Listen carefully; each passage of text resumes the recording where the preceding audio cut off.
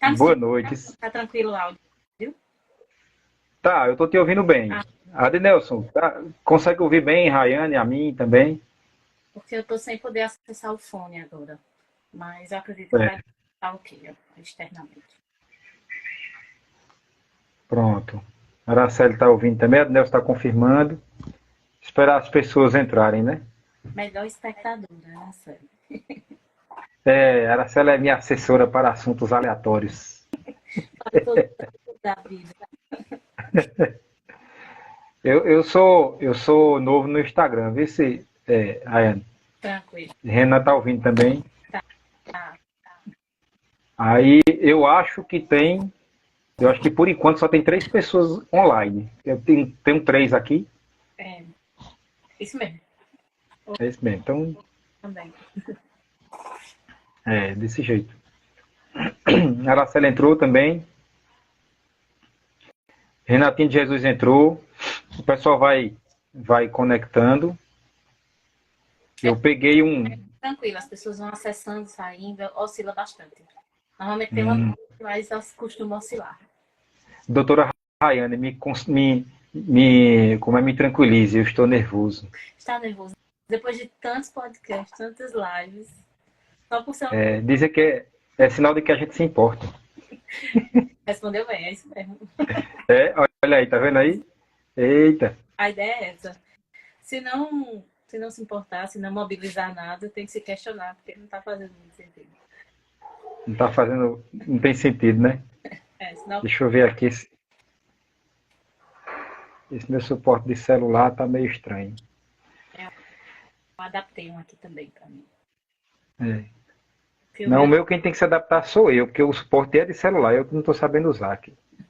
Está mais distante aqui de mim. é E esse cenário de livros aí atrás, é livro mesmo ou é fake? É aquele cenário livro de que verdade. bate assim no painel e ele cai tudo. É a estante de casa, é livro de verdade. Uma das paixões, digamos assim. Esse povo de psicologia gosta de ler. Precisa. Precisa, né? Com certeza não lê tanto quanto o Renan, né? Tanto quanto, eu acredito. É. Entrou aí quem mais? Deixa eu ver. Rodrigo Guedes, Samara, Cristiano. Algumas pessoas eu conheço, outros devem ser conhecidos da Rayane, outros devem ser seguidores do Tenhamente. Eu acho que a gente pode começar conversando, né, gente? Assim, para quem. Boa noite a todos, né? Sim. Renan disse que Rayane lê mais que ele. Imagina, Renan. Até poder ver de ofício, né? Chegou agora. Então, começando a apresentação da nossa convidada de hoje, que ela disse: não, para que tudo isso? Bastava dizer que eu sou Rayane e pronto. Mas é importante que a gente diga, né? Que além dessa pessoa maravilhosa que a gente conhece por trás dos bastidores, ela também tem um currículo a ser apresentado.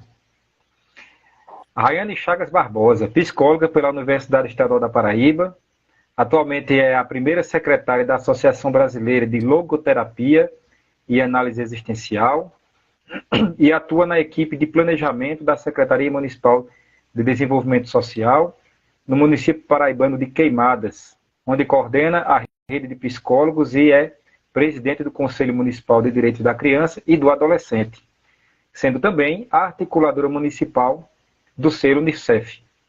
Além destas qualificações, presta consultoria ao Instituto de Pesquisas em Tecnologia e Inovação e atua clinicamente em um consultório particular na cidade de Campina Grande. Atualmente é mestranda em Ciência das Religiões na Universidade Federal da Paraíba, um fato que nos chamou muito a atenção. Então, bem-vinda, Rayane, e a palavra é sua para as Eu disse apresentações. aí que não precisava nada. Vou chamar de Rayane, estava tudo certo. Né? Espero que seja um bom encontro, que a gente aproveite, né? Quem veio pelo tema, né? Que a gente consiga trocar ideia de uma forma boa, de uma forma construtiva. Quem chegou aqui depois, talvez não saiba o que está acontecendo, não sabe nem qual é o tema, porque o Instagram mostrou aí o ao vivo, que a gente consiga se aproveitar também. Eu acho que a grandeza desses momentos, né, de live, de espaços online, é que a gente consegue compartilhar mesmo em distâncias físicas, né? Então, que a gente consiga aproveitar um pouco hoje. Eu costumo dizer que é mais sobre as coisas que dão sentido à vida da gente, né? A gente vai aprendendo, se envolvendo, escolhendo, elegendo, e aí acaba que um currículo acaba acontecendo, mas é consequência, né? Na verdade, é aquilo que nos chama, aquilo que nos é atrativo, é aquilo que a gente escolhe que importa. Então, que essas coisas consigam trazer um bom conteúdo para vocês hoje.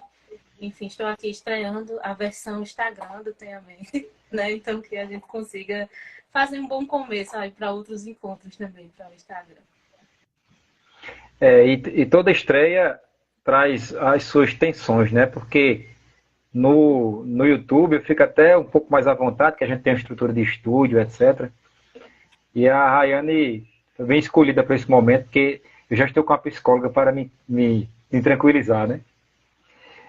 E, assim, a primeira coisa que eu vinha falando na chamada, né, era sobre essa percepção que a gente tem, Rayane, dessa área de que você atua, a percepção que a gente tem que está se tornando cada vez mais presente na sociedade, a necessidade e a importância do profissional. E tanto que, como eu falei naquela chamada lá dos Rios, que depois de medicina, né, no vestibular da FUVEST, depois de medicina, psicologia é o curso mais procurado. E aí eu te pergunto assim, no teu discernimento enquanto opção de escolha profissional, assim, por que psicologia? Foi algum desejo antigo ou foi alguma coisa que aconteceu? Como é que se deu isso aí? Isso, se deu justamente por essa dimensão de escuta, né? Que eu sempre admirei. As poucas referências que eu tinha trazia realmente em relação à escuta. E são muitos estereótipos em relação à psicologia em si. Na época, hoje em dia já se tem muito conhecimento, os adoecimentos psicológicos, eles assumiram muitas questões no mundo atual, né? À toa que é o curso que está sendo, né, tão atrativo aí, tão desafiador para tanta gente. E aí é por isso que acabou se tornando, né, a minha escolha. Era por conta de uma escuta específica que eu admirava, mas quando a gente entra no curso é uma vastidão, aí a gente tem a possibilidade de se admirar por muitos âmbitos. É porque assim, quando você falando isso, eu lembro você falou dos preconceitos, né? Antigamente, quando alguém frequentava um consultório no psicólogo ou psiquiatra, as pessoas escondiam isso, né? Porque dizia, fulano tá doido, ele ficou doido, não sei o quê. E hoje as pessoas, a gente já tem a maturidade, a sociedade está adquirindo a maturidade de dizer que, assim como eu vou ao médico que cuida do físico, por que não o médico que cuida da mente, né? Inclusive, eu estou convidando a Rayane aqui para falar sobre a área, porque eu não poderia convidar meu terapeuta. Né? Um abraço para ele. Por conta disso também, né? Existem esses limites, né, Rayane? Você não pode ser amigo do psicólogo, não pode ter aquela intimidade, não pode ser um parente seu. Tem essas coisas, né? Que tem um limite, né? É importante a relação terapêutica para que ela exista de uma forma voltada ao processo. Não se tenham outros vínculos. Né? É muito difícil para as pessoas compreenderem. Nós, psicólogos, recebemos não, você não pode me entender. De fato, né? Posso encaminhar para ter grandes pessoas. Mas é porque realmente a relação essa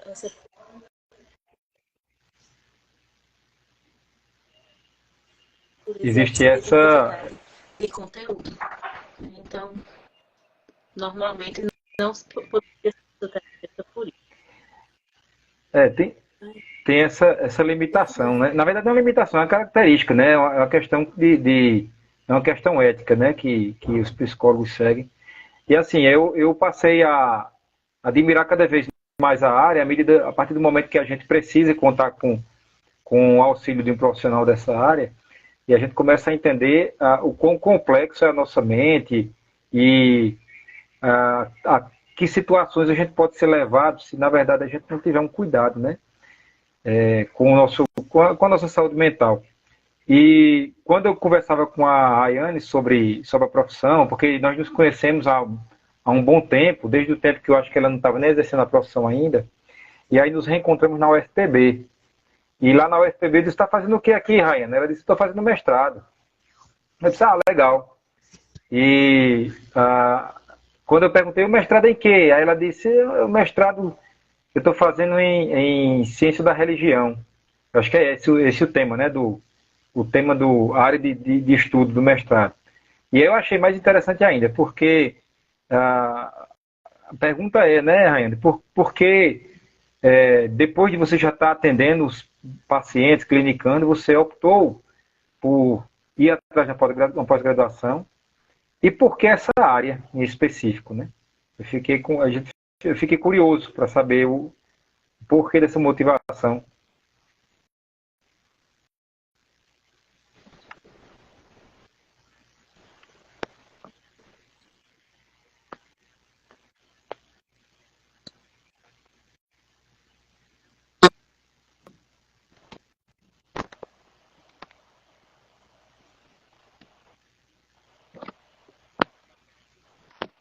Oi, estou te ouvindo agora. Você demorou um pouquinho, pensei que não estava ouvindo.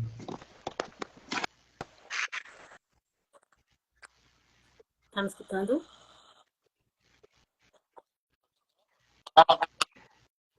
Na verdade, travou Primeiro, aqui, mas eu escutei. primeiro porque o mestrado, né? Porque eu estou já atendendo pacientes, estou envolvido ali com o dia a dia, porque eu inventei de fazer um mestrado. E por que essa área? E as perguntas vão surgindo aqui, eu estou anotando, viu, gente?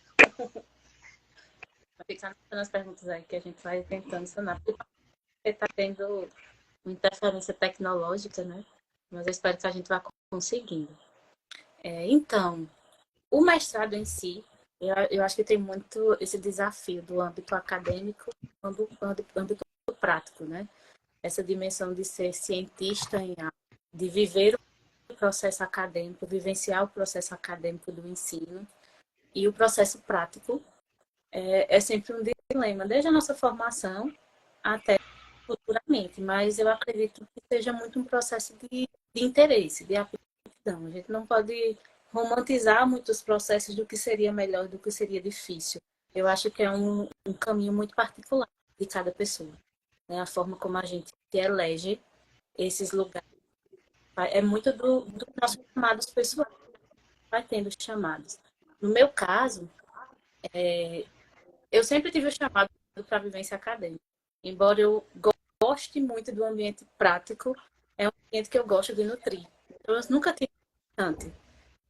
Mesmo que eu acredito que é uma pergunta, né? Como é, depois de 10 anos aí quase na prática, vivenciar um processo de seleção de mestrado? Porque realmente tem um impacto.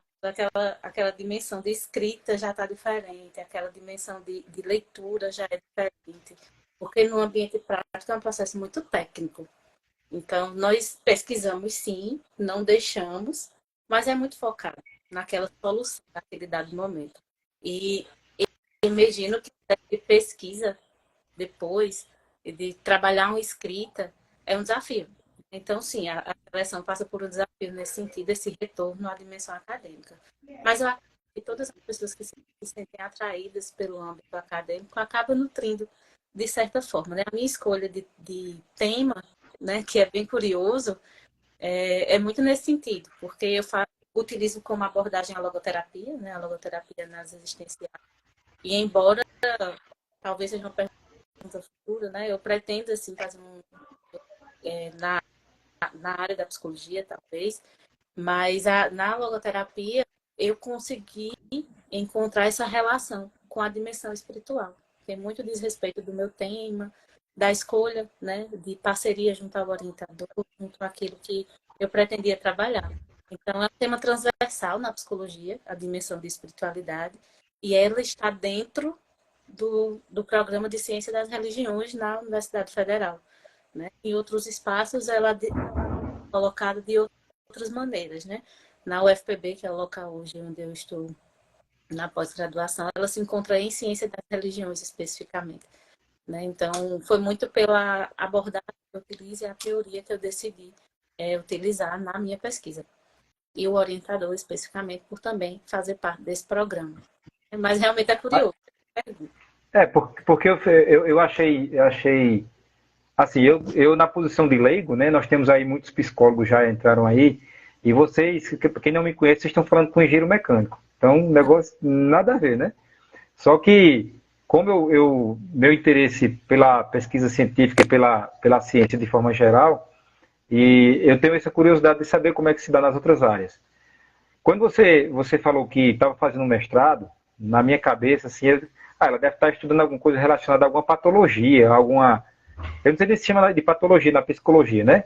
Também. Alguma coisa assim que é bem específica. Quando você falou ciência da religião, e você falou um tema transversal, eu acho que até o desafio em propor o tema, no processo seletivo, como se deu isso, deve ser algo bem diferente. Assim, no caso de você, no caso nosso da engenharia, geralmente o processo seletivo se dá ou com a prova escrita, uma prova de conhecimentos específicos na área, ou uma apresentação de um plano de trabalho. No caso de vocês, o processo seletivo para o mestrado, ele se dá como assim? Vocês fazem alguma. Tem um processo de escrita, tem uma entrevista? Como é que funciona? Tá. Isso depende muito do programa no qual nós vamos nos habilitar, né? Esse especificamente, né, consistia em uma etapa de avaliação para prova escrita, processo dissertativo argumentativo. Né? Além desse processo dissertativo argumentativo, dessa avaliação escrita, temos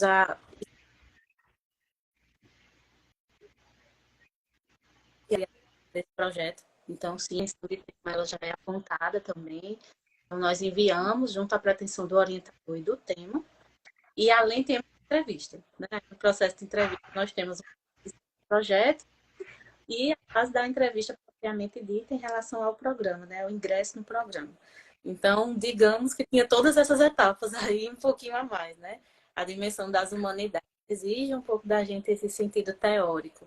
E a maior parte dos programas trabalham, sim, proposta de projeto, defesa desse projeto, entrevista.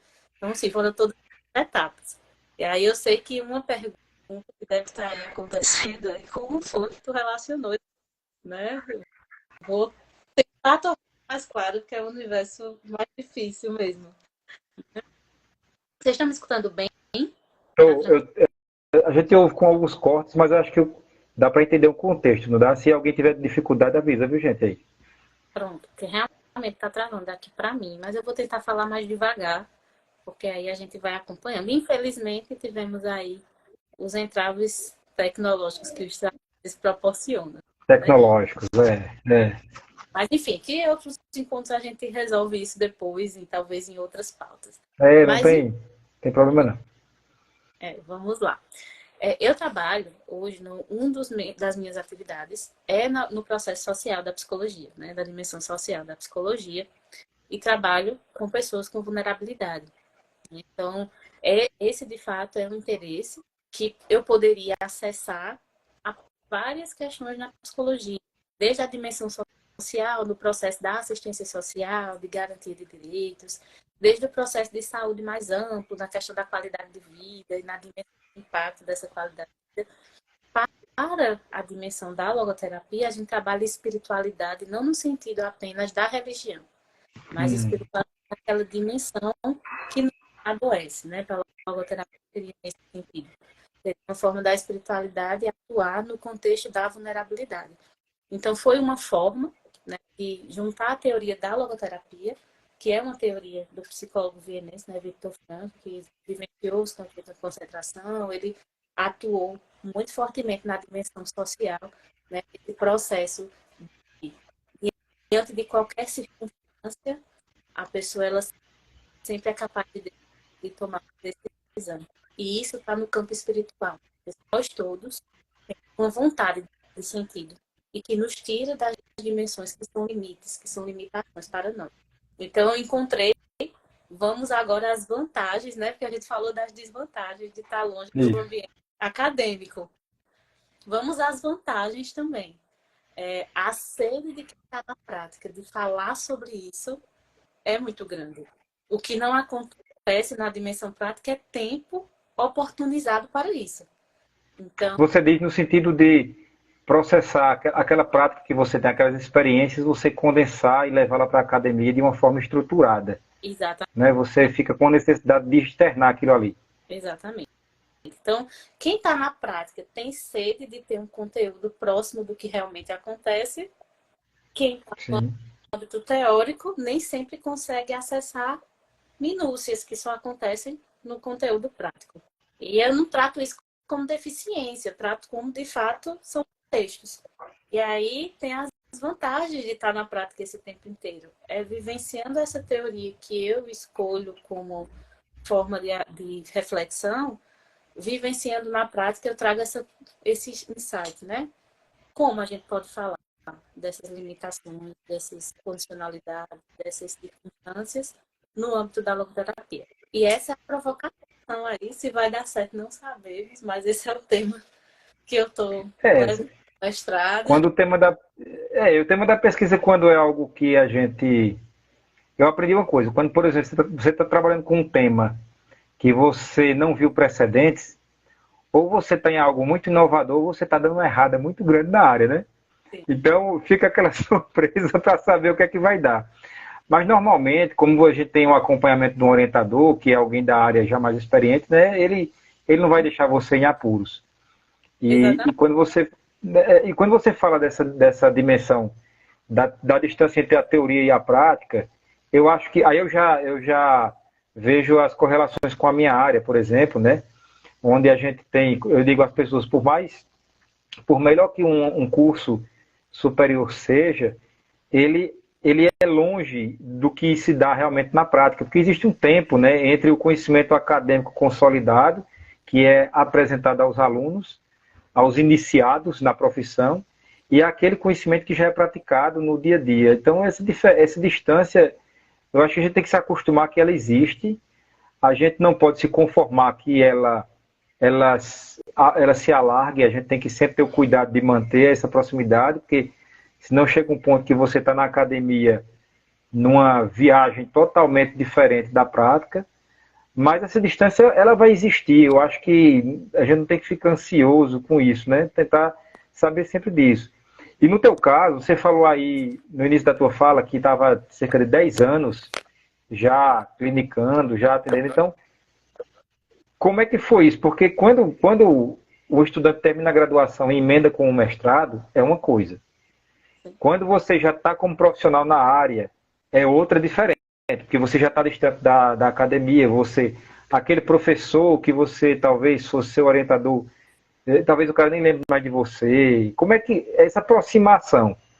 Porque tem gente que está aqui, pensa em fazer um mestrado, e aí diz, não, como é que eu vou me aproximar, né, da minha área? Como é que eu faço isso? Tem Sim. alguma dica? Eu posso falar não como uma grande dica, mas como o que eu percebo que foi importante para mim, né? Embora eu esteja na prática diretamente e só para trazer uma observação que você trouxe antes, Anderson, eu acho que por isso que é tão sábio esse tripé em pesquisa e extensão. Justamente por me atrair tanto pelo campo prático, eu era aluna da graduação, a garota de extensão, né? Extensão. Sim, Porque eu conseguia estar na prática, viver a coisa e falar sobre ela. Eu acho que por isso me despertou essa sede agora. Né? Eu passei esse tempo mais intenso na prática e sentia falta, né, esse processo.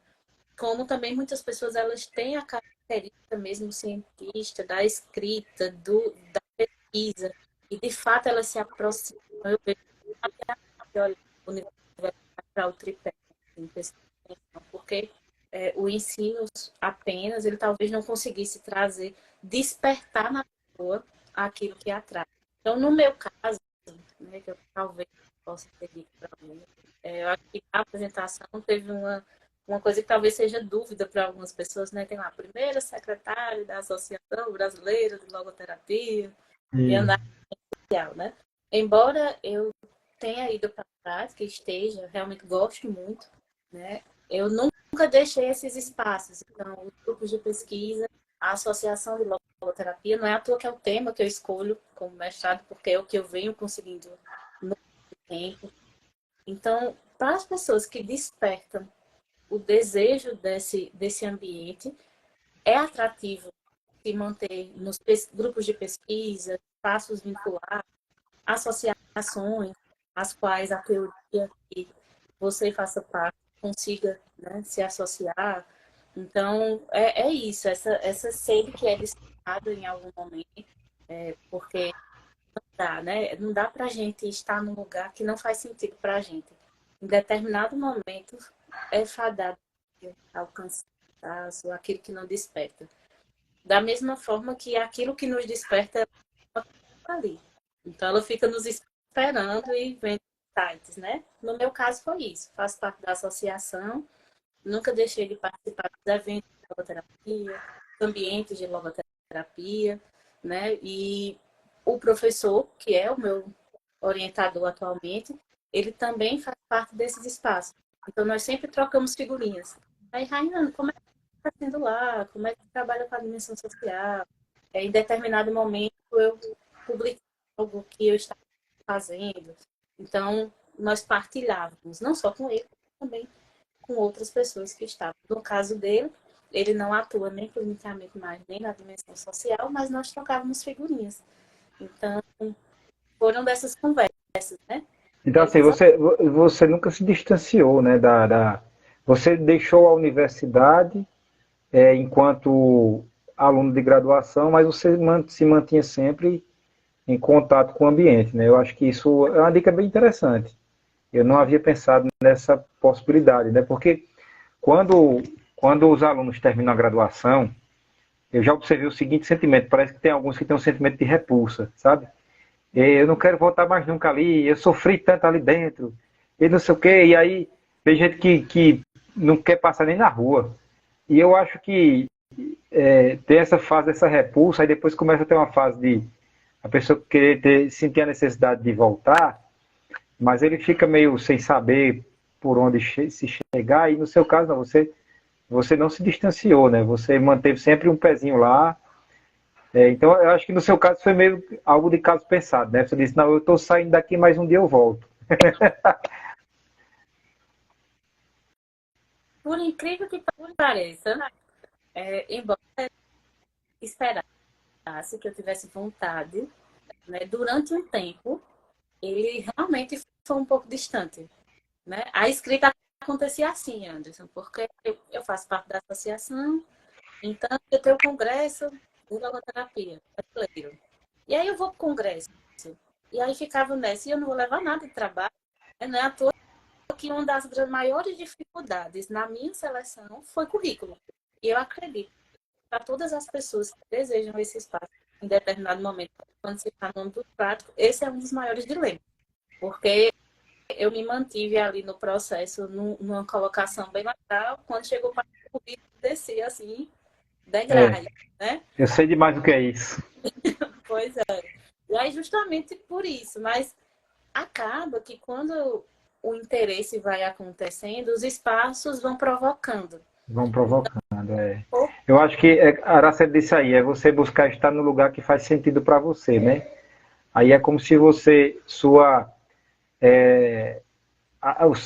propósito da sua vida começa a convergir, as coisas começam a acontecer porque você começa, parece, a despertar a visão para umas oportunidades que talvez você não visse antes.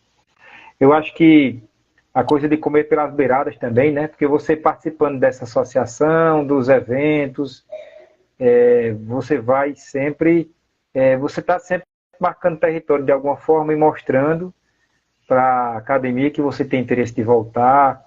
Eu acho que isso é uma coisa interessante. Para quem está fora há muito tempo, isso que você falou, eu sofri a mesma coisa. Eu estava há 10 anos longe da universidade e quando eu me deparei com os processos seletivos, meu currículo era puramente profissional.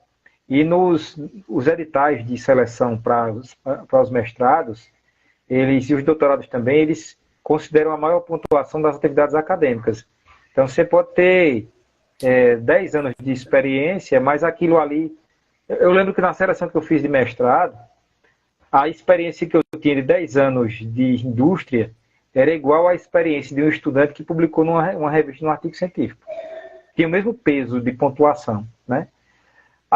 Tem gente que reclama disso, se revolta contra e não sei o quê, mas é a regra do jogo, né? Se você quer entrar no jogo, eu acho que tem que entender como é que são as regras do jogo, não vai adiantar espernear, porque, né? E eu acho que a Araceli está perguntando aqui se precisa de uma psicóloga para retornar. Ou seja, quem saiu, Você vai precisar procurar um psicólogo para tentar ajudá-la a retornar. É uma boa pergunta, né? Porque, na verdade, a psicóloga deve existir não só para esse processo. Eu acho que é um processo de autoconhecimento. E aí eu não falo nem para voltar, mas para decidir. Existe muito esse processo. Talvez quem está nesse profissional, embora nem sempre esteja confortável, está cômodo. Porque existe um fluxo já acontecendo ali, existe uma rotina acontecendo. Então, decidir romper com a rotina é um processo de autoconhecimento também, de você discernir que não é o momento, sabe? Eu não diria que precisa da psicóloga para retornar, mas eu diria que precisa da psicóloga para a gente não esquecer da capacidade de decisão que a gente tem, porque realmente é difícil. Hoje eu estou atuando na prática e no mestrado. Então, exige uma rotina modificada aí, né? Então, tem um caráter de decisão e a psicologia ajuda nisso também. Eu tinha te perguntar isso, porque assim, lá no início a Araceli até perguntou assim, que para explicar que o tratamento ou o acompanhamento com o psicólogo, ele tem fim, né? A terapia não é eterna. Tem um momento que o terapeuta ele dá alta ao paciente. E quando eu penso no seu planejamento para o mestrado, você teve que abrir mão de um tempo na sua rotina. Então, eu acredito que não foi assim, de você chegar para os pacientes e dizer, olha, a partir de hoje eu não posso mais lhe atender, porque semana que vem eu vou entrar no mestrado. Não é assim, né? Como é que... Você teve que ajustar isso também, como é que se deu esse processo, né? Você teve que preparar a sua rotina para poder acolher aquela nova atividade, né? Então, né? Características desse momento. Aparentemente, até o momento, eu não me retirei de nenhuma das atividades profissionais que eu estou. Eu reduzi, de fato. Atualmente, não estou com bolsa no processo do mestrado, então não tem essa exigência nesse momento de sair. O que aconteceu e que tem acontecido realmente é uma redução de horários na clínica, que é onde eu posso mover. Então, exige uma preparação nesse sentido. Né? Nós elegemos muito esse eleger sobre o nosso tempo. Né? Então, estar no mestrado e atuando nesse momento não me tira da dimensão de lazer, da minha dimensão de família, da minha dimensão de amizade.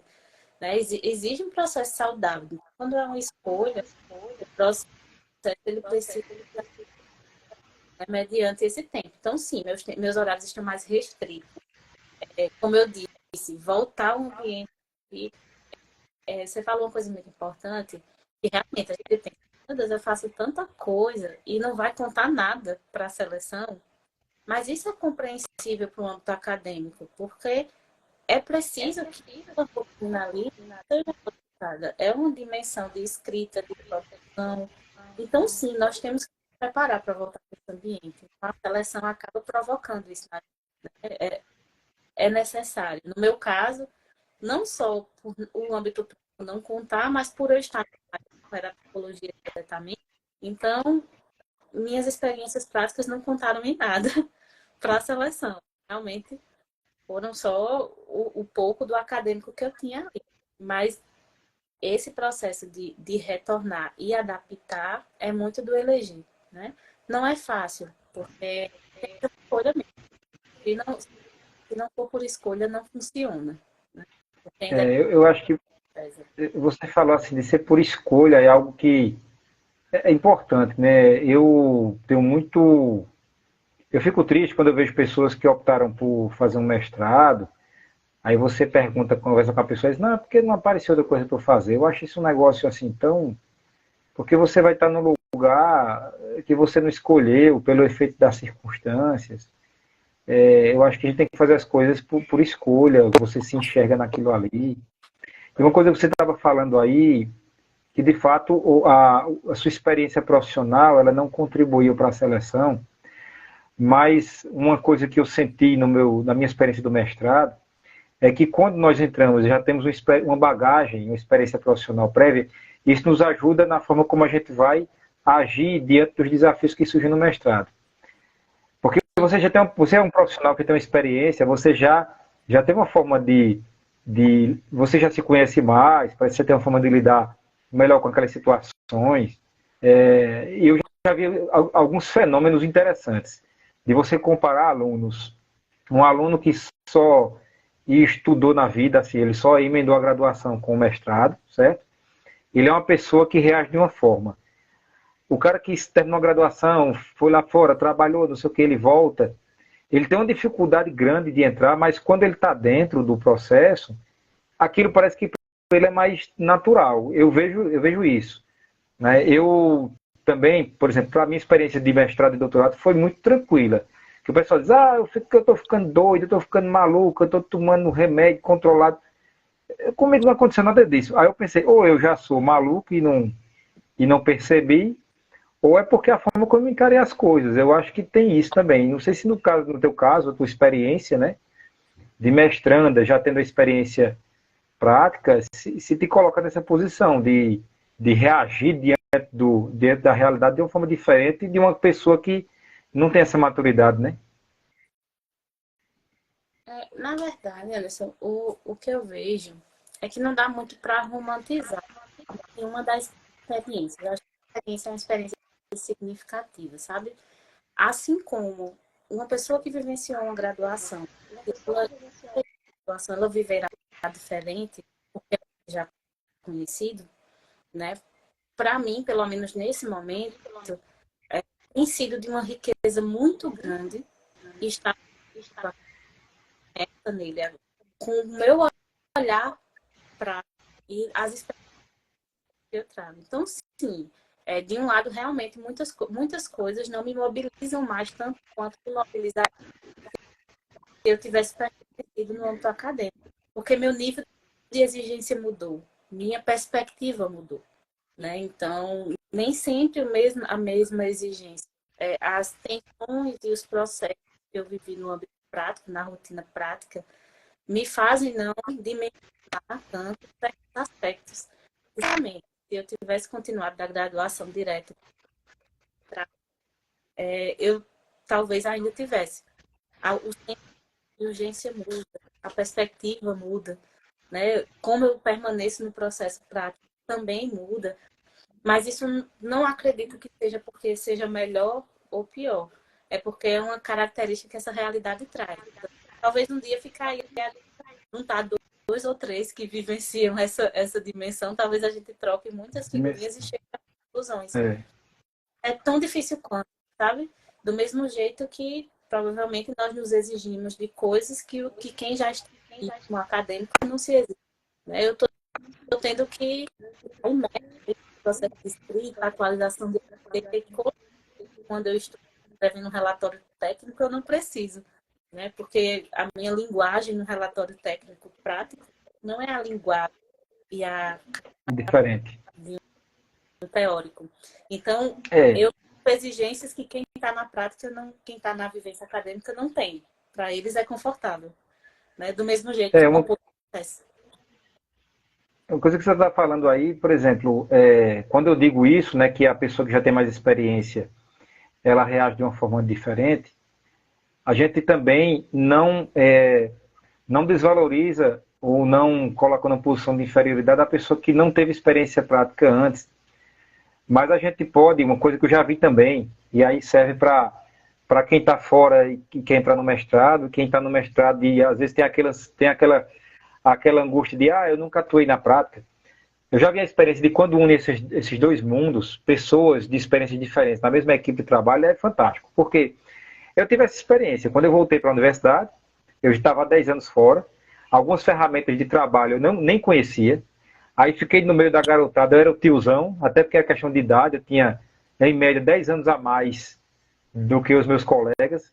Os meninos mais novos dominam muito melhor as ferramentas tecnológicas, e aí passaram a me ensinar.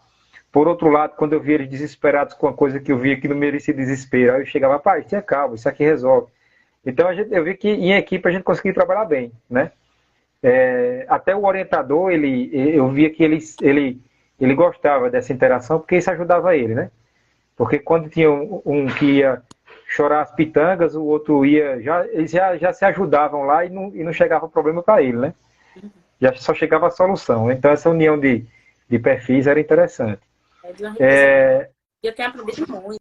né? Voltar à vida acadêmica exige muito também, porque a forma de leitura está diferente, a forma de apreensão está diferente. Então, tem que se treinar também a voltar à rotina acadêmica, né? Era... E desse treinar, até me lembrei aqui, uma coisa que a Araceli falou aqui. É importante preparar um currículo, é indispensável, leva tempo, certificados de congresso, trabalhos, etc. São coisas que exigem uma preparação prévia, mesmo antes de você entrar numa seleção, né? Você tem que se predispor já para aquela realidade lá.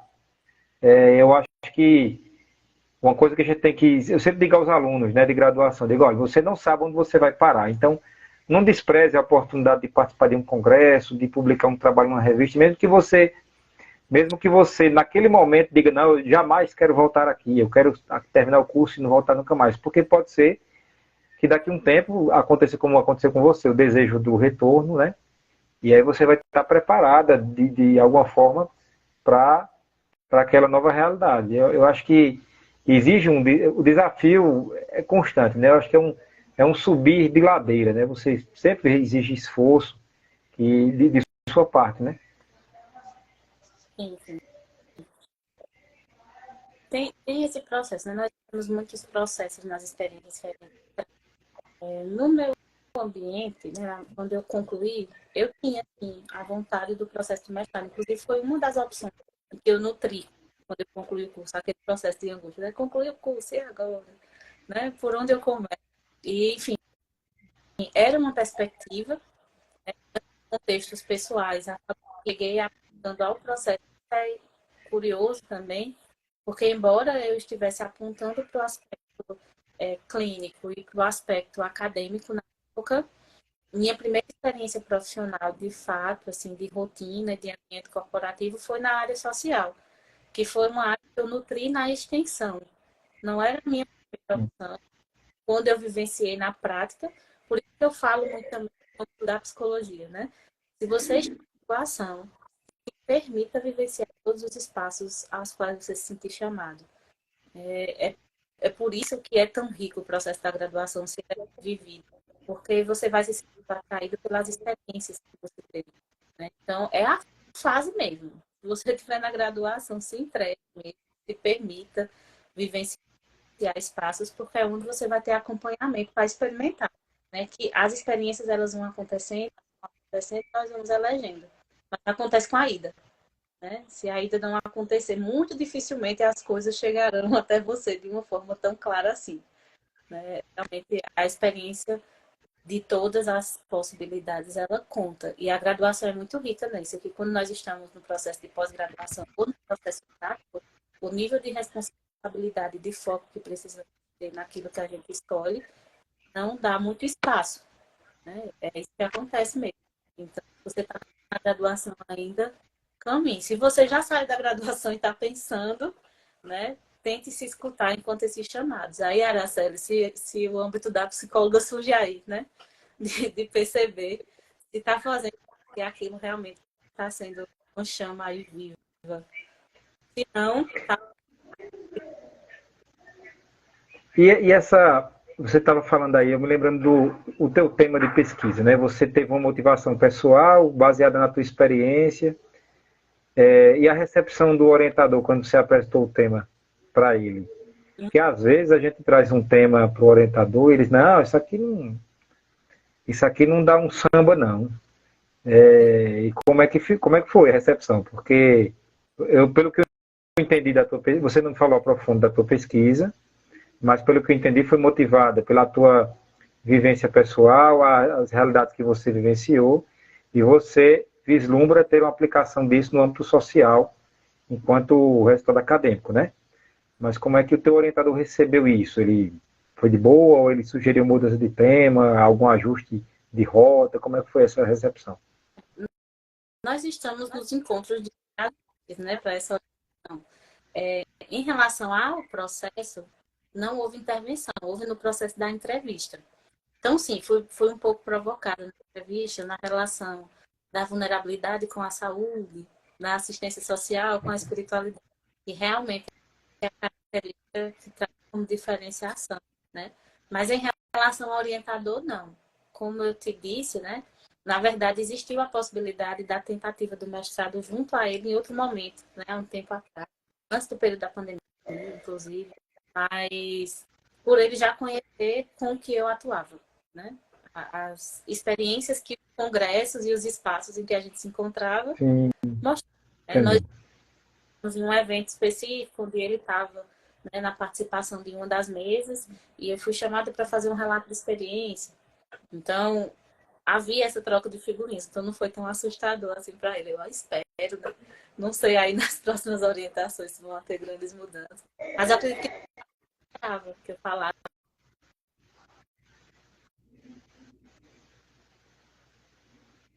Então, realmente houve esse ato dele, da imparcialidade, chegou a conversa, os ajustes aconteceram. Tem mudanças Sim. não, talvez tenha na aplicação, né? Na construção. E se você me perguntar qual foi o maior, quem já vivenciou isso vai falar a mesma coisa. Foi a metodologia. Mergulhar de novo de metodologia. Foi muito difícil, eu estava muito desatualizada. Então, assim, talvez eu tenha ajustes no processo de metodologia, mas até então, talvez depois a gente faça aí um live para falar como é que está esse processo de continuidade, ou final, não sei, né? Mas, enfim, Para ver como é que está. Se Rayane já não está no processo de precisar de um terapeuta, ou se ela ainda está normal. preciso, procuro mesmo, né? A minha. Ah, muito bem. Não, eu acho que é uma caminhada, né, que vai acontecendo. Eu fiquei, o teu tema de pesquisa, né, ele é muito, para mim, é muito curioso, porque o dito popular diz que não se mexe nem com religião nem com política, né? E você optou o tema espiritualidade como um tema de estudo, de pesquisa. Você já destacou que espiritualidade é uma coisa, religião é outra, né? Mas no âmbito acadêmico, tratar isso de forma científica, dessecar o assunto, manter os devidos limites, isso também exige de você um esforço, né? O tema em si, ele é para vários conteúdos, sabe? Porque se você buscar lá no contexto do SUS, a dimensão de espiritualidade está lá nos documentos desde o ano de 1990, está lá. A espiritualidade, de fato, é um dos pontos do contexto de saúde. Então, a espiritualidade é vista realmente como algo mais amplo, né? O processo religioso, ele está dentro do processo da espiritualidade. Mas a religião, ela não abarca toda a dimensão da espiritualidade. Tem sido desafiador, porque eu estou imersa em conteúdos de ciência das religiões, que não era minha área base. Talvez se eu tivesse na área base da psicologia, eu teria mais familiaridade, né? Então, tem as linhas de pesquisa do mestrado de ciência das religiões, desde mitos, há vários outros processos, a educação religiosa, né? E no meu caso, eu trabalho especificamente com espiritualidade e saúde. Então, tem uma especificidade nesse sentido.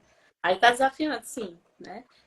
Mas se for brincar com esse contexto, de fato, eu toquei na espiritualidade e na política pública. Tudo que me disseram para não fazer, eu estou fazendo.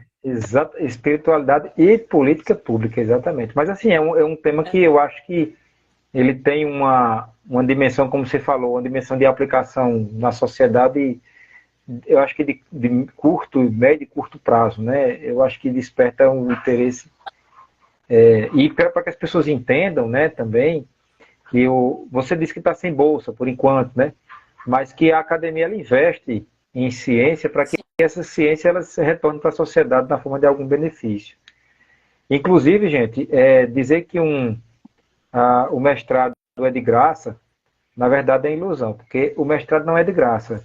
A Rayane abre mão de algumas horas da sua atividade profissional, né? Ela tem custos de deslocamento. O mestrado dela é em João Pessoa e ela reside em Campina Grande, então é um investimento. Então, assim, quando alguém está num mestrado, numa pós-graduação, ele não está ali porque não apareceu outra coisa para ele fazer, porque na verdade ele está investindo, né, em informação, em conhecimento, E eu ia perguntar, tem até anotado no nosso roteiro que a gente preparou, né, algumas perguntas base, e eu tinha colocado lá por que um mestrado iria representar, o que um mestrado iria representar na sua atividade profissional, mas eu acho que você acaba respondendo, né? Ela dá uma amplitude, ela potencializa mais as capacidades de atuação sua enquanto profissional de psicologia. Não seria isso, né? Sim, sem dúvida. Hoje eu não me vejo completamente ausente do campo prático, né? Porque realmente eu me envolvo muito e gosto muito desse espaço, mas tenho caminhado justamente para essa dimensão da acadêmica como forma de viver isso de outra forma agora. Viver isso no âmbito de falar sobre isso, fazer o ensino sobre isso, né? Então, eu acho que tem até uma mensagem, né, que os produtos de pesquisas, enfim, o mercado, eles realmente sempre estão muito unidos. É que nós temos essa dimensão, e eu lembro do meu âmbito acadêmico, de separar muito, embora fique ali incessantemente, dizendo que isso tem que acontecer, né, nós separamos muito isso, e na verdade é uma unidade. Né? Quem está no campo não pode o processo de atualização acontecer. Quem está no campo teórico não pode deixar de sentir o terreno, o espaço, o ambiente, porque é muito veloz. A psicologia, ela é muito veloz. Assim. Acontece muita coisa, muitos fenômenos vão acontecendo na sociedade para que o nosso conteúdo ele se atualize. Então, não tem como estar no âmbito prático beber disso, nem estar no âmbito teórico sem trabalhar sobre isso também. Então, sim, É acontece aquela junto. questão que eu vim falando, né? Existe uma distância, a gente vai trabalhar para tentar manter essa distância menor possível, para que não hajam os desalinhamentos, né, entre teoria e prática, mas ela existe, né? Eu acho que, inclusive, quando a gente está no mercado de trabalho e tenta voltar para a academia, a gente já tem que ter essa consciência de que eu estarei, embora seja a mesma área, se eu um mestrado na mesma área que eu já atuo, mas é uma perspectiva diferente, né, de visualizar o mesmo fenômeno, estudar o mesmo processo. Uma coisa também que eu vejo, para quem está fora da academia e está tentando voltar, é querer impor a sua forma de pensar, que acaba prejudicando até no processo seletivo, aquela coisa de entender as regras do jogo, como é que funciona. Né? E também, quem só está dentro da academia, não ficar na ilusão que o mundo lá fora é do jeito que está na cabeça dele. Né? Então, essa ida e essa volta, ela é muito salutar. Eu acho muito importante que haja isso. Esse contato sempre entre teoria e prática. Aqui a gente busca no Tenhamente encorajar, motivar as pessoas, abrir a visão delas em vários âmbitos. A gente tem aqui, a maioria das pessoas que nos seguem são alunos de pós-graduação ou pós-graduação. E eu costumo trazer enquanto missão, nesse perfil, coisas que eu senti falta na minha época de graduação. Né? Eu era um estudante totalmente por fora dessas coisas. Parte por culpa minha, parte por culpa das pessoas que estavam à minha volta, professores na época, etc. Eu não sabia o que era um mestrado, não sabia o que era um doutorado, não sabia a diferença de um para outro. Eu não tinha noção do que era uma bolsa de iniciação científica. Eu pensava que ia sair da universidade e nunca mais ia precisar voltar. E aí um bocado de certezas que eu tinha que foram caindo ao longo dos anos, a experiência foi chegando, e às vezes hoje eu volto no tempo e digo, caramba, eu vou passar para os jovens de hoje uma mensagem que eu não recebi, né? Que é essa gama de possibilidades que você tem. Enquanto na graduação, você está na graduação, você tem várias possibilidades depois de terminar a graduação. Para você não ficar naquela angústia, o que é que eu vou fazer da minha vida?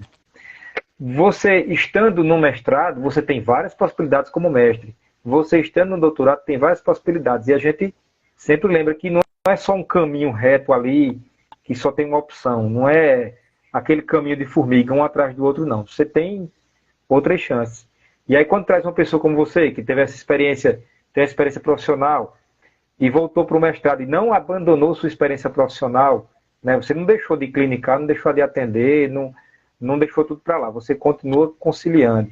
E, inclusive, conseguindo fazer, né? Porque tem gente que só tem uma tarefa para fazer e mesmo assim não dá conta. E você consegue fazer as duas coisas, três coisas. Tem um âmbito familiar, né? Que você não se entregou da família, não terminou o namoro, o noivado. Agora, ao contrário, você noivou, né? Ou seja, você fez várias coisas. E isso é interessante de ser compartilhado, essa experiência, de dizer, ó, gente, tem jeito, viu? É algo super normal.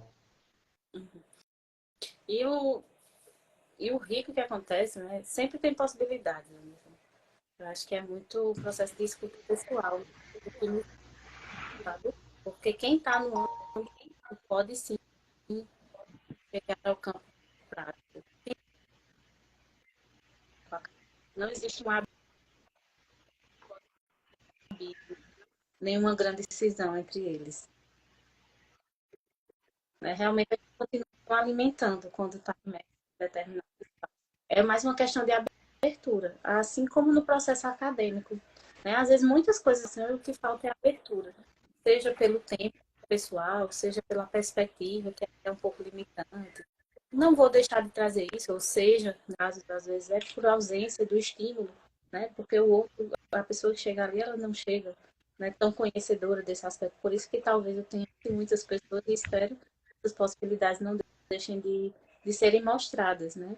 Eu acho que faltam profissionais que falem sobre isso em ambos os lugares. Faltam profissionais, cientistas, professores que falem sobre as possibilidades de cada campo.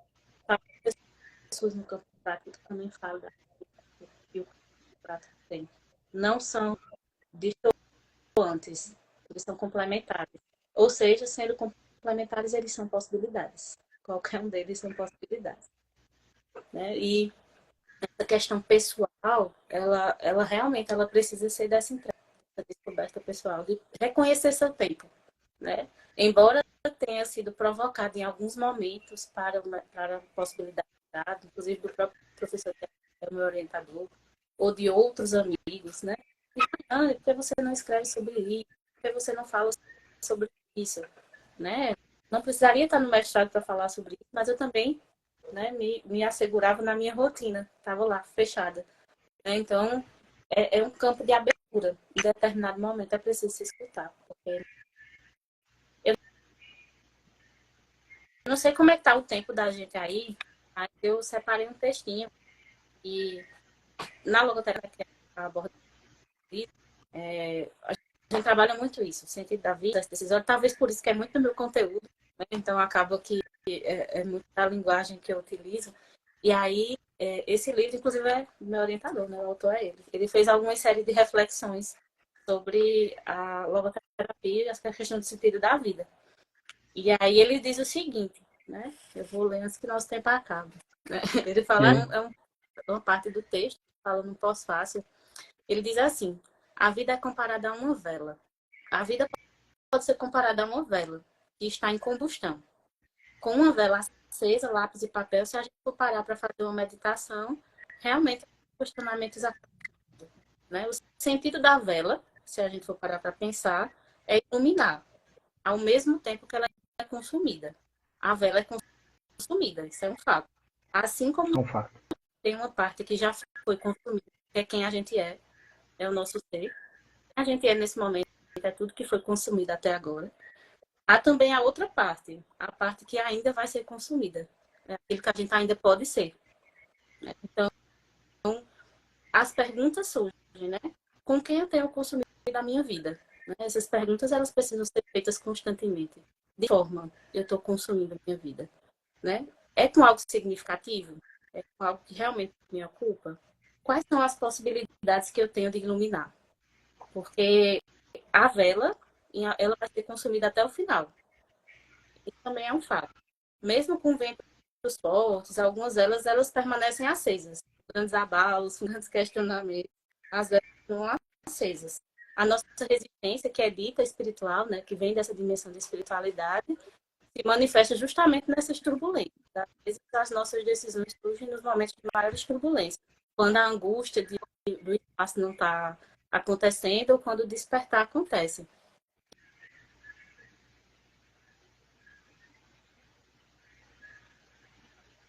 E aí fica bem psicológico agora.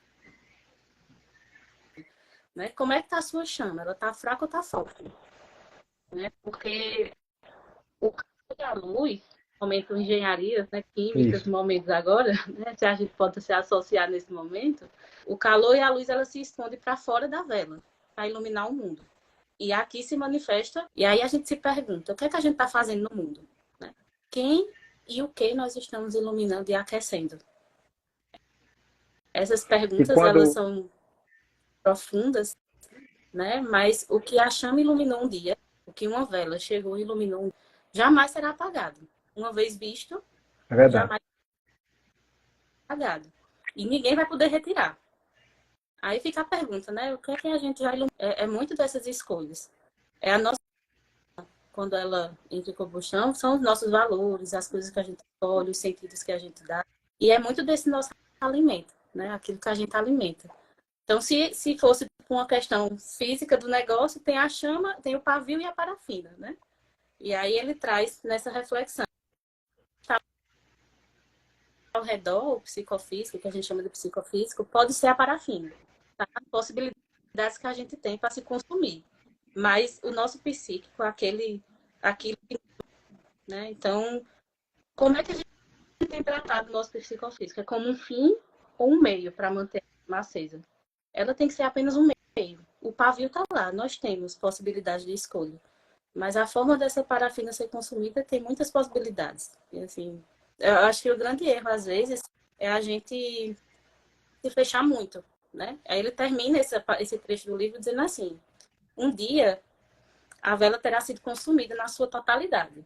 Você consegue imaginar o raio que ela conseguiu atingir com seu calor e sua luz? A gente não sabe, né? Mas a gente sabe que realmente as nossas escolhas vão direcionar a forma como esse consumir vai acontecendo. Né? Esse é um texto de reflexões da Secretaria de Victor Frankl, né? É do orientador na minha área de espiritualidade e saúde, enfim, a gente trabalha a vontade de sentido e tudo mais. Mas as nossas escolhas, e eu acreditei que caberia bem aí nesse tema de hoje, sempre existe um momento que a gente pode escolher de que forma essa chama vai ser consumida. Que ela vai, né? Mas se a gente está iluminando realmente aquilo que a gente quer deixar, é outro aspecto. Então, existem várias motivações para as pessoas estarem assistindo essa live. Talvez alguém que esteja pensando em retornar para a vida acadêmica ou ir para o campo prático, se perguntando se é isso mesmo, enfim, não sei, né? As motivações do treinamento são várias. Eu mesmo vi vários conteúdos aí quando eu É, estava. eu acho que você falando dessa dinâmica da vela, é como se nós estivéssemos com a vela acesa, compartilhando a nossa chama com outras velas que talvez estejam apagadas. E ao compartilhar a chama, a vela não perde a sua chama. Ela compartilha e acende a luz de outras, né? Eu acho que a gente tem essa missão de acender a luz dos outros, né? Despertar os outros. Assim, acho que suas palavras são Aí, belíssimas. Aqui o pessoal só colocando aqui, perfeito, lindo, lindo. tá vendo aí que engenheiro também é filósofo? Vai complementando a É, filosofia. não, você falando da chama, do calor, eu pensei em termodinâmica, pensei em transferência de calor, pensei em mecânica dos fluidos, mas nada chega perto da reflexão que você traz. Complementa, né? Acho que tem muito disso também, por exemplo, como eu falei, eu estou no âmbito da psicologia, lá na psicologia a gente trabalha uma dimensão de saúde, a gente trabalha sistema psicológico, patologia, e é importante que não se limite também nas possibilidades dos âmbitos, né? Por exemplo, das religiões. Poderia estar na assistência social, na dimensão da administração, engenharia também existem muitas possibilidades. Na nossa própria área. E talvez aí esteja o risco, né? A nossa capacidade de encontrar. E eu estou falando isso não no âmbito de se perder. Eu acho que isso é importante também.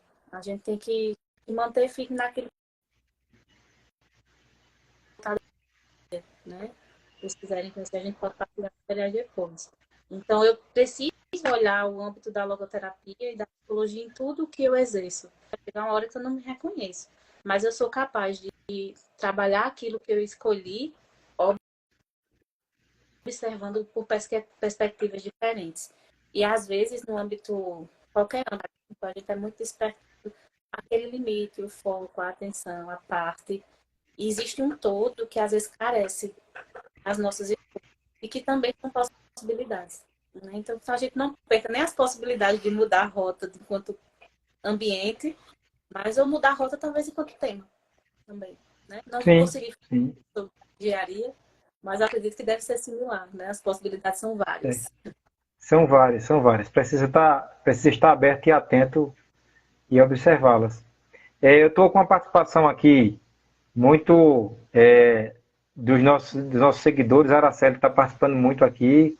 Agradecer pelas contribuições. Até da Vela ela falou aqui, é bíblico, não se acende uma luz para colocar embaixo da mesa, né?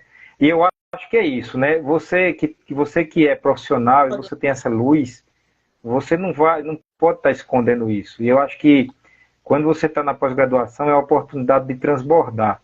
Eu acho que a gente não tem. Na pós-graduação, no mestrado, no doutorado, nós temos as tarefas a cumprir, né? Pagar disciplinas, publicar um artigo num congresso, publicar um artigo numa revista, participar de um estágio de docência. Mas eu acho que a gente não tem que colocar isso como obrigações, e sim como transbordamentos da nossa capacidade, né? Que aí você deixa de ver aqui como obrigação e passa a ver como oportunidade. Eu acho que a carga é muito mais leve quando você pensa dessa forma, né? E pensando aqui, Rayane, depois do mestrado, vem aquela pergunta, né? E o que é que vem depois do mestrado? Vai para o doutorado, não vai? Como é que estão os planos? Pretendo. Não sei como vai ser até concluir, né? Deixa eu ver o que eu vou ter, mas só para deixar a observação, né, que é importante. As formas de me manter no processo acadêmico, seja na associação de terapia, seja em grupos de pesquisa, em núcleos de pesquisa, elas não foram obrigação, não tinham como ser, porque no âmbito acadêmico a gente ainda consegue dar esse argumento da obrigação. Depois que sai do âmbito acadêmico, realmente é só se for por escolha, porque a rotina não vai ter, né? Mas foi isso justamente que me chamou. Então, que fique aí o questionamento de que forma a gente está tratando as possibilidades, porque se você está vendo como obrigação, talvez seja preciso rever. Né? Foi justamente por não ver como obrigação que agora eu consigo retornar de uma maneira mais fluida, mais fácil. Mais Né? leve, né? Isso. A minha perspectiva de voltar para o mestrado seria em 2025. Acabou que a oportunidade surgiu antes do que eu esperava, não deu nem tempo de preparar o currículo direito. Né? Porque eu disse, não, vou parar, né? Como foi, né? Vou parar, vou produzir mais para alimentar o currículo para poder tentar. E aí surgiu essa ação. Já que surgiu, vou tentar, nem que seja por experiência. E deu certo. Mas poderia não ter dado, porque realmente eu não alimentei como poderia ter alimentado. Né? Mas foi justamente por não ser obrigação, foi porque aquele chamado fica. Assim como quem está na dimensão teórica, às vezes tem chamados práticos, né, que não estão sendo escutados. Né? Mas, para a continuidade, pretendo. Né?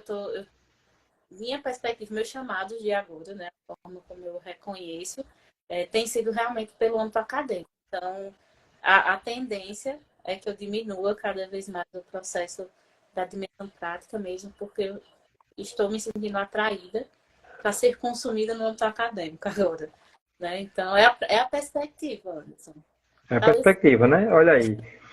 É, passar, talvez, chegar no doutorado e estiver nesse processo, a gente pode conversar de novo para saber se foi isso. é, que- seria a live assim. E Rayane, sobreviveu ao doutorado? Aliás, sobreviveu ao mestrado? Como é que vai, né?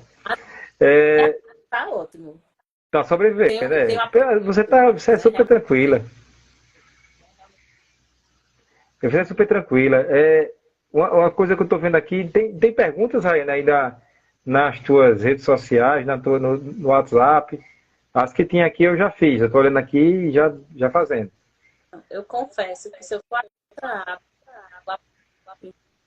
então talvez até tenha.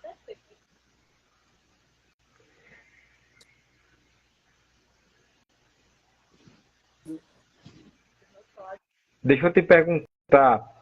A gente te encontra, onde é que as pessoas te encontram para conversar, tirar alguma dúvida, até alguma orientação profissional, algo dessa natureza, teu Instagram, teu Instagram profissional, não é isso? Que você tá que a gente está conectado, não é isso? E lá tem meu cartão de contato, a bio. Então, lá tá Tem o teu cartão na bio, né? tá meu WhatsApp, então pode entrar em contato por lá que a gente se encontra. Pronto. Ou Eu estou com, Instagram também. estou com várias pessoas conectadas. O Nicolas Oliveira. Nicolas é meu parceiro nas lives de YouTube. Ele está dizendo aqui, vamos marcar para fazer no YouTube, né? Ele já está chamando aqui para fazer no YouTube. Então, outros convites teremos. Podemos. Talvez facilite aí, né? Não está no mesmo ambiente, então a tecnologia. Porque quando a gente faz no YouTube, que está no mesmo ambiente, se a internet tiver ruim, cai logo todo mundo. Entendeu? Aí a gente, nesse caso, a gente inclusive, peço desculpas para quem está assistindo, né? Porque realmente, com certeza, tem muita interferência, porque de vez em quando dá um delay aqui para mim. Eu modifiquei a internet, mas não funcionou realmente. Eu provavelmente acredito que seja o celular. E aí não tive como mudar muita coisa não nesse momento. Tentei conectar pelo computador, mas não vai, né? Realmente as lives tem que ser pelo celular mesmo. Pelo Mas celular, tenha conseguido se encontrar aí, né? Ficar aí as próximas possibilidades. Fica aí a deixa para as próximas oportunidades. A Araceli colocou aqui, Rayane, no YouTube você fala por quase 3 horas. Você vai ficar mais tempo ainda. Aproveitar, quem nos conheceu agora, quem entrou no Tenha Mente agora, pedir que siga o perfil no Instagram. Nós temos o canal no YouTube também, mas aqui pelo Instagram é nossa porta de entrada, né, principal. A Rayane está se colocando à disposição para tirar outras dúvidas. Eu mandei o link dessa live, Rayane, para, por exemplo, minha sobrinha que entrou no curso de psicologia agora. Engraçado que a gente começa a perceber alguns traços nas pessoas que lembram, que levam aquela área, sabe? É uma coisa que meio assim, parece que é uma roupa que encaixa com o corpo, né? É uma coisa que tem um jeitão, sabe? Parecido assim. Então, gostaria de agradecer a Rayane, de abrir para ela as palavras de finalização. E nós teremos, além da Rayane, em outras oportunidades, outros convidados, sempre tentando trazer histórias interessantes, histórias que chamem a atenção, e sempre com essa ideia, Rayane. Eu gostei demais do texto do seu professor da Vela, eu achei fantástico. Aqui a gente se consome, né? Tentando dar a luz para os outros, né? E a vela que compartilha a luz, ela não perde a luz dela.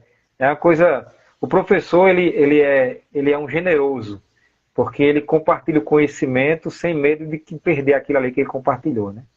Eu acho que se alguém tem dúvida se quer ser professor ou não, começa a observar o seguinte: quando você aprende uma coisa nova, você fica naquela ânsia de querer ensinar alguém. Se você tem isso, observa que talvez você tenha um jeito para professor. Aprendeu a fazer qualquer coisa diferente, aí você quer ensinar alguém, né? É uma generosidade assim, natural com o conhecimento. Rayana, a palavra é sua. Obrigada, Anderson. Esse jeito que se fala, né? Na psicologia a gente trata como aptidão, né? Nós temos, de fato, aptidões em algumas áreas, em alguns espaços, às quais nós temos mais facilidade e somos mais chamados. Mas, às vezes, a gente tem muitos bloqueios também pelas experiências que a gente teve, pelas formas como a gente enxergou, pelas vivências que nós possuímos. Então, que a gente consiga, né, escutar os nossos chamados, mesmo diante de algumas nuvens, às vezes.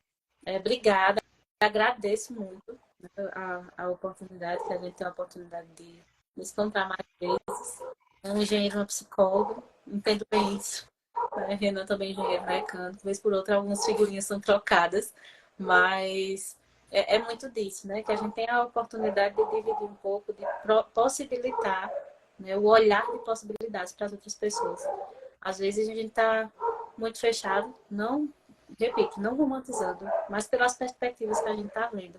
E quando a gente acessa algum conteúdo como esse, às vezes nos desperta algo, não porque a gente levou, mas porque algo já estava aí, né, sentindo um chamado. Então, espero que tenha aberto chamados em algumas pessoas, se não que tenham somado chamados, né? Mas foi ótimo poder estar aqui hoje, mesmo com as dificuldades. Ficarem as próximas possibilidades para a gente. Agradecer as outras pessoas que contribuíram. A série, minha esposa participou muito aqui. É um tema que chama muita atenção dela. O, o Nicolas, que entrou agora há pouco, o Cristiano, que entrou e depois desconectou, acho que mesmo problema de conexão. E também o Renan, seu noivo. Renan é um engenheiro mecânico com jeito de poeta, né? Está aqui do lado, ele já Tá aí, né? Tá aí dando suporte técnico. Tá quase botando um bombril na antena da internet para ver se ela pega melhor. Ele quase para mim, mas a gente ia demorar muito para consertar. Mas deu certo. Eu acho que a internet, ela começou, ela ouvindo suas palavras assim, a conexão começou a melhorar, sabe assim? Eu acho que você fez uma terapia aí com o seu roteador e melhorou. Gente, agradecer a todos, um abraço a vocês. Finalizar, vamos descansar. Amanhã é o dia de continuar a batalha, né? E aí a Rayane está à disposição para uma conversa depois. Pode falar com ela no Instagram. Você continua atendendo também, né? Então, também surgem de repente novas possibilidades profissionais. Um abraço. Tchauzinho, Anderson. Obrigada. Obrigada, Araceli, todo mundo que contribuiu. Ó, o Nicolas voltou. Abraço a todos. Tchauzinho. Nicolas voltou. Eu vou tentar agora finalizar a live no Instagram, que eu não sei não. Eu acho que você desconecta, depois eu desconecto, né? Senão não salva, não. Tem essa opção também. Tem que salvar. Ele pergunta, né? Eu tenho que olhar aqui. Gente, pelo amor de Deus, se não salvar, a culpa foi minha. Viu? Tchau. Tchauzinho. Vou nem mexer em nada. Tá, também vou mexer. Desconecta aí, eu acho que é no Xzinho. Gente, confirma aqui. Tem um X aqui. É no X que eu aperto. Pelo amor de Deus. Eu acredito que sim. Nicolas disse, sai não. Eu tenho que dormir, Nicolas. Eu tenho que tomar um banho, descansar. Mas vamos encerrar e aí vai para ti. Aí eu vou finalizar aqui, ele deve perguntar. Tá certo? Um abraço, gente.